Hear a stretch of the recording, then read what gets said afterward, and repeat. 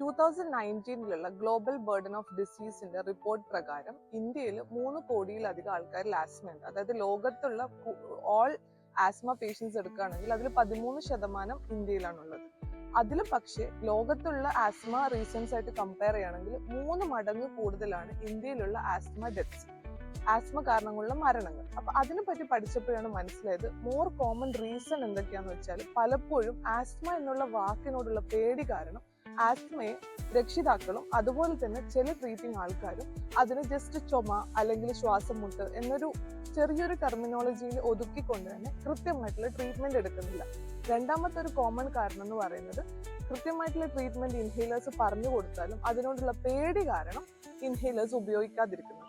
ഈ 2 കാരണങ്ങൾ വളരെ സിഗ്നിഫിക്കന്റ് ആയിട്ട് നോക്കേണ്ടതാണ്. ഇൻഹേലേഴ്സിനെ കുറിച്ചിട്ടുള്ള വളരെ കോമൺ ആയിട്ടുള്ള സംശയങ്ങളും തെറ്റിദ്ധാരണകളും മാറ്റുക എന്നുള്ളതാണ് നമുക്ക് ഇന്നത്തെ ലക്ഷ്യം. ആദ്യത്തത്, ഇൻഹേലറോ അതൊക്കെ അഡിക്ഷൻ അല്ലേ, ഒരു തവണ ഉപയോഗിച്ചാൽ അതിന് എപ്പോഴും ആശ്രയിച്ചുകൊണ്ടിരിക്കും? ഒരിക്കലുമില്ല. അഡിക്ഷൻ എന്ന് വെച്ചാൽ നമ്മുടെ ബ്രെയിനിന് എന്തെങ്കിലും തരത്തിലുള്ള പ്ലഷർ നൽകുന്ന അല്ലെങ്കിൽ മോശമായ രീതിയിൽ ബോഡിയെ ഹാം ചെയ്യുന്ന ഡ്രഗ്സിനെയാണ് നമ്മൾ അഡിക്റ്റീവ് ഡ്രഗ്സ് എന്ന് വിളിക്കുന്നത്. രണ്ടാമത്തെ കോമൺ സംശയമാണ്, ഒരു തവണ ഇൻഹേലർ ഉപയോഗിച്ച് കഴിഞ്ഞാൽ പിന്നെ ജീവിതകാലം മൊത്തം അത് ഉപയോഗിക്കേണ്ടി വരും. അത് വളരെ റോങ് ആയിട്ടുള്ള ഒരു കോൺസെപ്റ്റ് ആണ്. കാരണം പല രോഗികളിലും കൃത്യസമയത്ത്, അതായത് ആസ്തമ സിംറ്റംസ് അല്ലെങ്കിൽ COPD സിംറ്റംസ് തുടങ്ങുന്ന സമയത്ത് നമ്മൾ കൃത്യമായിട്ടുള്ള ഇൻഹേലർ കൃത്യമായ ഡോസിൽ കൊടുക്കുകയാണെങ്കിൽ അവരുടെ അസുഖം പൂർണ്ണമായി കൺട്രോൾ ആവുകയും പിന്നീട് അങ്ങോട്ട് ഇൻഹേലേഴ്സിന്റെ ഉപയോഗം ആവശ്യം വരാതിരിക്കുകയും ചെയ്യാം. ഇനി വേറൊരു ഗ്രൂപ്പ് ആൾക്കാരുണ്ട്, അവർക്ക് കൃത്യമായ സമയത്ത് ഇൻഹേലേഴ്സ് യൂസ് ചെയ്യുകയാണെങ്കിൽ സിംറ്റംസ് കൺട്രോൾ വരികയും ഓൺലി സീസണൽ സമയങ്ങളിൽ, അതായത് കാലാവസ്ഥ വ്യതിയാനങ്ങൾ ഉണ്ടാവുന്ന സമയത്ത് സിംറ്റംസ് ട്രിഗർ ആവുമ്പോൾ മാത്രം ഇൻഹേലേഴ്സ് യൂസ് ചെയ്യുന്നത്. അതിനെ നമ്മൾ SOS ബേസിസ് എന്ന് പറയും, അതായത് ആവശ്യം വരുമ്പോൾ മാത്രം ഉപയോഗിക്കുന്നത്. ഒരു ചെറിയ ഗ്രൂപ്പ് ആൾക്കാർ, അതായത് സിവിയർ ആസ്മ ഉള്ളവരിൽ മാത്രമാണ് ലൈഫ് ലോങ് ഇൻഹേലേഴ്സിന്റെ ആവശ്യം വരുന്നത്. അപ്പോൾ ഒരിക്കലും ഒരു തവണ ഇൻഹേലർ ഉപയോഗിച്ചു എന്നത് കാരണം കൊണ്ട് നമ്മൾ പൂർണ്ണമായും ജീവിതകാലം മൊത്തം ഇൻഹേലേഴ്സിനെ ഡിപ്പെൻഡന്റ് ആവും എന്ന് കരുതരുത്. ഈ ഒരു കോൺസെപ്റ്റ് കാരണം ഏറ്റവും കൂടുതൽ ബുദ്ധിമുട്ട് അനുഭവിക്കുന്നത് ചെറിയ കുട്ടികളാണ്. ഇൻഹേലേഴ്സിനോടുള്ള പേടി കാരണം പല രക്ഷിതാക്കളും കുട്ടികൾക്ക് ഇൻഹേലേഴ്സ് കൊടുക്കാൻ മടിക്കുന്നു.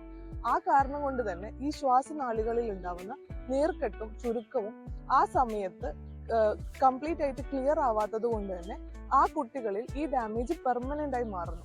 കുട്ടികൾ വളരുന്ന സമയങ്ങളിൽ അവരുടെ ലങ്സും വളർന്നുകൊണ്ടിരിക്കുകയാണ്. അപ്പൊ സിംറ്റംസ് കാണണമെന്നില്ല. ചൈൽഡ്ഹുഡ് ആസ്തമ പൂർണ്ണമായി കൺട്രോൾ ചെയ്തിട്ടില്ലെങ്കിൽ ആ കുട്ടികളിൽ അവർ വലുതായി കഴിയുമ്പോൾ അത് COPD, അതായത് ഇറിവേഴ്സിബിൾ, നമുക്ക് നികത്താൻ പറ്റാത്ത ഡാമേജ് ഉള്ള രീതികളിൽ ശ്വാസനാളങ്ങളിൽ ബുദ്ധിമുട്ട് വരികയും അവർ ഒരു പ്രായം എത്തിക്കഴിയുമ്പോൾ നമ്മുടെ വളർച്ചകളൊക്കെ സ്റ്റാറ്റിക്കായി വളർച്ച നിന്ന് വലുതായി കഴിയുമ്പോൾ അവരിലുള്ള സിംറ്റംസ് കൂടുതൽ കാണുകയും അവർ പിന്നീട് ലൈഫ് ലോങ് ഡിപ്പെൻഡന്റ് ആയി തീരുകയും ചെയ്യും. അപ്പം ഒരിക്കലും ഇൻഹേലേഴ്സിനോടുള്ള പേടി കൊണ്ട് കറക്റ്റ് ആയിട്ട് ഒരു ഫിസിഷ്യൻ ഡയഗ്നോസ്ഡ് ആസ്തമ ഉണ്ടെങ്കിൽ കുട്ടികളിൽ ഇൻഹേലർ നിങ്ങൾ കൊടുക്കാതിരിക്കും. ഇനി വേറൊരു കോൺസെപ്റ്റ് ആണ്, ചെറുപ്പത്തിൽ എനിക്ക് ആസ്മ ഉണ്ടായിട്ടില്ലല്ലോ, പിന്നെ എന്തുകൊണ്ട് ഞാൻ ഇപ്പം ആസ്മ എന്ന് പറഞ്ഞ് ട്രീറ്റ്മെന്റ് എടുക്കണം? ആസ്മ ഉണ്ടാവാൻ ഒരിക്കലും നമുക്ക് ജനറ്റിക് റീസൺ, അതായത് നമുക്ക് കുടുംബത്തിൽ ആർക്കെങ്കിലും ആസ്മ വേണമെന്നോ അല്ലെങ്കിൽ ചെറുപ്പത്തിൽ ആസ്മ ഉണ്ടാവണമെന്നോ നിർബന്ധമില്ല. നിങ്ങളുടെ സിംറ്റംസ് അനുസരിച്ച്, അതുപോലെ തന്നെ നിങ്ങളുടെ ലങ് ഫംഗ്ഷൻ ടെസ്റ്റ് ചെയ്തതനുസരിച്ച് നിങ്ങളുടെ ലങ് കപ്പാസിറ്റി കുറവാണ്, ആസ്തമന്റെ സൈൻസ് ഉണ്ട് അല്ലെങ്കിൽ COPDന്റെ സൈൻസ് ഉണ്ടെങ്കിൽ നിങ്ങളുടെ ഫിസിഷ്യൻ ഇൻഹേലേഴ്സ് പ്രിസ്ക്രൈബ് ചെയ്യുകയാണെങ്കിൽ അന്താരാഷ്ട്ര ഗൈഡ് ലൈൻസും ഇന്ത്യൻ ഗൈഡ് ലൈൻസും ഒക്കെ സജസ്റ്റ് ചെയ്യുന്നത് കൃത്യമായി ഇൻഹേലേഴ്സ് എടുക്കുക. മൂന്നാമത്തെ കോമൺ സംശയം, ഇൻഹേലർ ഉപയോഗിച്ചാൽ വല്ലാതെ തടി കൂടും, ഇൻഹേലേഴ്സ് ഒബീസിറ്റിക്ക് കാരണമാവും. ഇൻഹേലേഴ്സിൽ കണ്ടെയ്ൻ ചെയ്യുന്ന സ്റ്റിറോയിഡ്സ്, എല്ലാ ഇൻഹേലേഴ്സിലും സ്റ്റിറോയിഡ്സ് ഇല്ല. കോമൺ ആയിട്ട് ആസ്മയിൽ കൊടുക്കുന്ന ഇൻഹേലേഴ്സിലുള്ള സ്റ്റിറോയിഡിന്റെ അളവ് എന്ന് പറയുന്നത് വളരെ ചെറിയൊരു അളവാണ്. അതായത് 10⁻⁶ എന്നുള്ള അളവിൽ മാത്രമാണ് സ്റ്റിറോയിഡ് ഉള്ളത്. ആ ഒരു സ്റ്റിറോയിഡ് കണ്ടന്റ് നേരിട്ട് നമ്മുടെ ലങ്സിന്റെ ഉള്ളിലേക്ക് പോയിട്ട് എവിടെയാണോ ഇൻഫ്ലമേഷൻ, അതായത് നീർക്കെട്ടുള്ളത്, അവിടെയാണ് ആക്ട് ചെയ്യുന്നത്.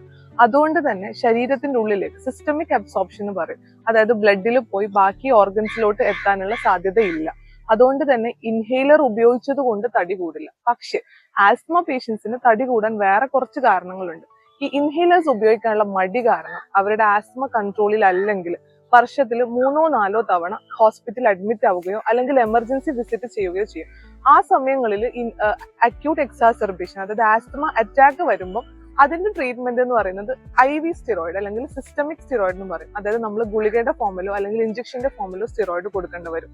അത് ഇൻഹേലർ റെഗുലറായി ഉപയോഗിക്കാത്ത ഒരു കാരണം കൊണ്ട് തന്നെ നമ്മൾ കൊടുക്കുന്ന സ്റ്റിറോയിഡിന്റെ ഡോസ് അപ്പൊ അതിന്ന് 10-20 മടങ്ങ് അധികമായിരിക്കും ആ സമയത്ത് കൊടുക്കുന്ന ഇഞ്ചക്ഷൻ അല്ലെങ്കിൽ ഗുളിക എന്ന് പറയുന്നത്. ആ സമയത്ത് നമുക്ക് വേറെ ഓപ്ഷൻ ഇല്ല, കാരണം പേഷ്യന്റ് ആസ്മ അറ്റാക്കിൽ വന്ന് ശ്വാസം മുട്ടലും ശ്വാസ തടസ്സവും ഒക്കെ കാരണം വരുന്നത് ഓക്സിജൻ ഒക്കെ കുറവായിരിക്കും. അപ്പൊ ആ ഒരു കാരണം കൊണ്ട് ഒന്ന് അതാണ് റീസൺ. 2, ഇൻഹേലർ കൃത്യമായി ഉപയോഗിച്ചിട്ടില്ലെങ്കിൽ, അവരുടെ നീർക്കെട്ട് പൂർണ്ണമായി മാറിയിട്ടില്ലെങ്കിൽ ഒരു പോയിന്റ് കഴിയുമ്പോൾ അവര് സ്റ്റിറോയിഡ് ഡിപ്പെൻഡന്റ് ആസ്മയാണ്. അതായത് അവർക്ക് പിന്നീട് ഇൻഹേലർ കൊണ്ട് മാത്രം അവരുടെ സിംറ്റംസ് കൺട്രോൾ ആവില്ല. അവർക്ക് നിർബന്ധമായിട്ടും നമുക്ക് ചില പേഷ്യൻസിന് ഓറൽ സ്റ്റിറോയിഡ്സ്, അതായത് ടാബ്ലറ്റിന്റെ ഫോമിൽ കൊടുക്കേണ്ട വരുന്ന അവസ്ഥയുണ്ട്. മൂന്നാമത് എന്താന്ന് വെച്ചാൽ, കുട്ടികളുടെ കേസിലാണെങ്കിൽ പലരും പറയാറുണ്ട് ഇൻഹേലർ എടുത്തത് കാരണം തടിച്ചു എന്നുള്ളത്. പക്ഷെ യഥാർത്ഥ കാരണം ഇൻഹേലർ അല്ല. ഇൻഹേലർ എടുക്കാനുള്ള മടി കാരണം കുട്ടികളിൽ പലപ്പോഴും അവരുടെ ഫിസിക്കൽ ആക്ടിവിറ്റി വല്ലാതെ ലിമിറ്റഡ് ആണ്. ആ കുട്ടികൾക്ക് കളിക്കാൻ പോകാൻ പറ്റില്ല, കാരണം ശ്വാസ തടസ്സം അല്ലെങ്കിൽ ശ്വാസം മുട്ട് അവർ ഫീൽ ചെയ്യും. അതുപോലെ തന്നെ അവരുടെ ആക്ടിവിറ്റീസ് എല്ലാം വളരെ കുറവായിരിക്കും. മിസ്ഡ് സ്കൂൾസ്, പിന്നെ അതുപോലെ തന്നെ ഉറക്കം വല്ലാതെ ഡിസ്റ്റർബ് ആവും. അപ്പം ആക്ടിവിറ്റി കുറയുന്നത് കാരണം, ഫിസിക്കൽ ആക്ടിവിറ്റി കുറയുന്നത് ഒബേസിറ്റിക്ക് ഒരു കാരണമാണ്. ഉറക്കം ഇല്ലെങ്കിൽ, കുട്ടികളിൽ പൂർണ്ണമായി നല്ല രീതിയിൽ ഉറക്കം കിട്ടിയിട്ടില്ലെങ്കിൽ ബോഡി ഹീൽ ആവില്ല. അപ്പൊ ബോഡി ഹീൽ ആവാത്തത് കാരണം ഒബേസിറ്റി വരാം.